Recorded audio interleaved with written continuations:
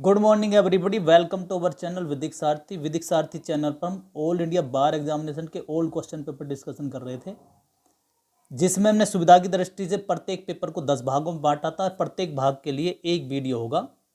तो हमने जो सीरीज की जो शुरुआत है वो AIB fourth paper set D से की थी, जिसकी 2 वीडियो हम पहले बना चुके हैं। ये हमारी तीसरा वीडियो है। तो इसका पहला क्वेश्चन है, the father of which of leader has been the deputy prime minister of India? Option A Kumari Mayawati, B Shrimati Meira Kumar, C Shrimati Pratibha Devi Singh Patil और डी श्रीमती वसुंधरा राजे। तो राइट आंसर है इसका ऑप्शन बी श्रीमती मीरा कुमार। ये कांग्रेस की बहुत बड़ी नेता हैं। 15वीं लोकसभा में इन्होंने बिहार के सासाराम लोकसभा क्षेत्र से प्रतिनिधित्व किया था। साथ ही साथ ये 3 जून 2009 को जो निर्विरोध लोकसभा की अध्यक्ष भी बनी थी। तो इसी के साथ उन्होंने एक रिकॉर्ड भी कायम कर दिया था कि वो भारत की लोकसभा की पहली महिला अध्यक्ष बन गई। इनके पिता श्री जगजीवन राम जी, ये भी कांग्रेस के बड़े लीडर थे और कांग्रेसी गवर्नमेंट में डिप्टी प्राइम मिनिस्टर भी रहे थे। Next question, who was the constitutional adviser to the constituent assembly of India? Option A doctor Rajendra Prasad, B doctor BR Ambedkar, C PN Rao और डी जवाहरलाल नेहरू। तो राइट आंसर है इसका ऑप्शन सी BN राव। तो BN Rao को जो है 1946 में जो है संविधान सभा के द्वारा संवैधानिक सलाहकार नियुक्त किया गया था और साथ ही साथ इनको काम सौंपा गया था कि आप लोकतांत्रिक ढांचे की सामान्य संरचना के बारे में ड्राफ्ट तैयार करें। फरवरी 1948 में उसका प्रारंभिक मसौदा तैयार किया था, जिसको हम उद्देश्य संकल्प के नाम से भी जानते हैं। नेक्स्ट क्वेश्चन है, the concept of judicial review in India is based on? Option A procedure establish by law, B due process of law, C rule of law और D international treaty and convention. तो right answer है इसका option A procedure establish by law. वैसे तो ये BCI का जो exam हुआ था उसमें जो है इसका आंसर सी, उन्होंने आंसर की में सी दिया था, बट लेकिन मेरे हिसाब से इसका आंसर जो है आपका ऑप्शन ए है। ये जुडिशियल रिव्यू जो कंसेप्ट है हमने जो है अडॉप्ट किया है USA के कॉन्स्टिट्यूशन से। साथ ही साथ हमारे इंडियन कॉन्स्टिट्यूशन में जो है सुप्रीम कोर्ट को आर्टिकल 32 में और आपका हाई कोर्ट को आर्टिकल 226 और 227 के तहत मिला हुआ है।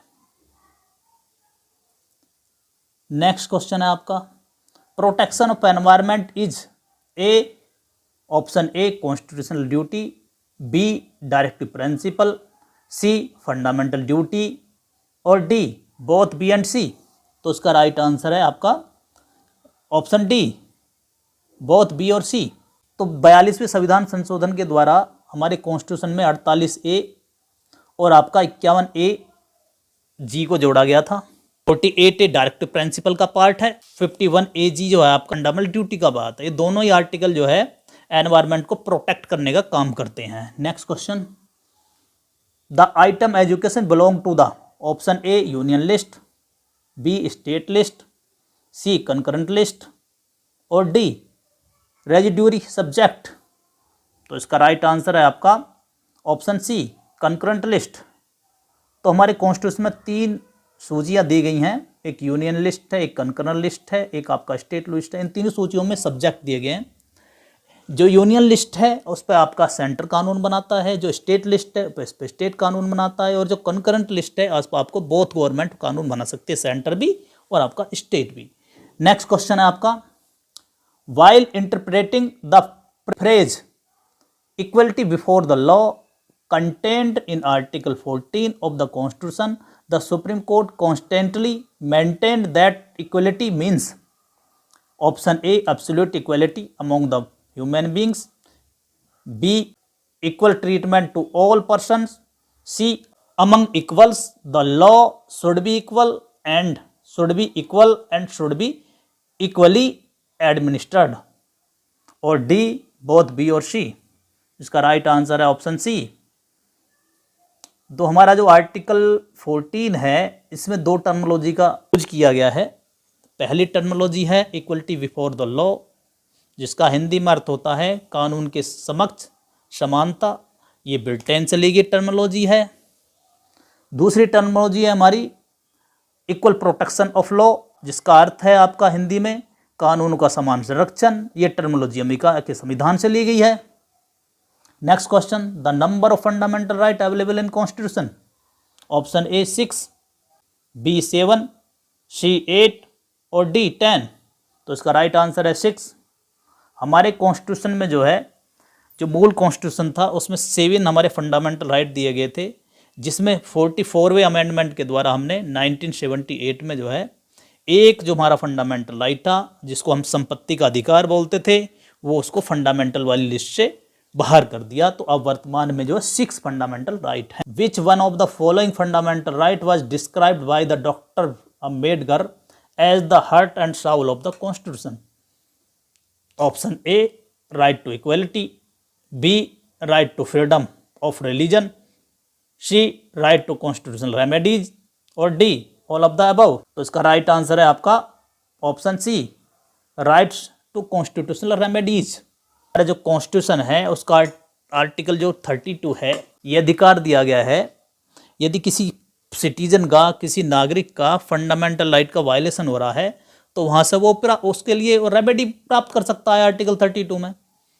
और साथ ही साथ ये इसी महत्व को देखते हुए हमारे डॉक्टर BR अम्बेडकर जी ने इसको जो है संविधान का हृदय और आत्मा कहा है। इसमें जो क्या होता है, सुप्रीम कोर्ट प्रोटेक्ट करने के लिए 5 प्रकार के रेट जारी कर सकता है। पहली आपकी हैबियस कॉर्पस, दूसरी मैंडाबस, तीसरी प्रोहिबिशन, चौथी है सर्टरॉरी और 5वीं है आपका क्यू वारंटो। नेक्स्ट क्वेश्चन है, what is the period of appointment of the controller and auditor general of India. Option A 6 year, B up to 65 years of age, C 6 years और 65 years of age whichever is earlier, और D up to 62 years of age.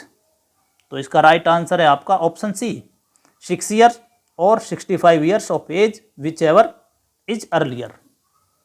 तो हमारा जो constitution है उसमें जो है राष्ट्रपति को पावर दी गई है इसको अपॉइंटमेंट करने की। वैसे तो ये पावर हमारे राष्ट्रपति को दी है, लेकिन बारीक दृष्टि से जो है इसका अपॉइंटमेंट हमारी सरकार करती है। अब ये कितने समय तक पद धारण करता है, ये 6 ईयर या आपका 65 ईयर, जो भी पहले हो। तो इस समय वर्तमान में जो 15वें जो कैग हैं वो उनका नाम है आपका गिरीश चंद्र मुर्मू, जो कि 2020 से जो है इस पद पर कार्यरत हैं। नेक्स्ट क्वेश्चन है, which of the following rate is the bulwark of personal freedom. Option A quo warranto, B mandamus, C habeas corpus और डी सर्टिरोरी। तो इसका राइट आंसर है आपका ऑप्शन सी हैबियस कॉर्पस। तो हैबियस कॉर्पस में क्या है, यदि किसी व्यक्ति को अवैध तरीके से जो है अरेस्ट कर लिया जाता है तो वो व्यक्ति सुप्रीम कोर्ट में आर्टिकल 32 के तहत और हाई कोर्ट में आर्टिकल 226 के तहत इस रेट को जारी कराकर अपने को मुक्त करा सकता है। तो ये वीडियो हमारा यहीं समाप्त होता है। यदि आपको वीडियो अच्छा लगा है इसे लाइक करें, कमेंट करें, शेयर करें और इस तरीके की वीडियो पाने के लिए हमारे चैनल को सब्सक्राइब करें।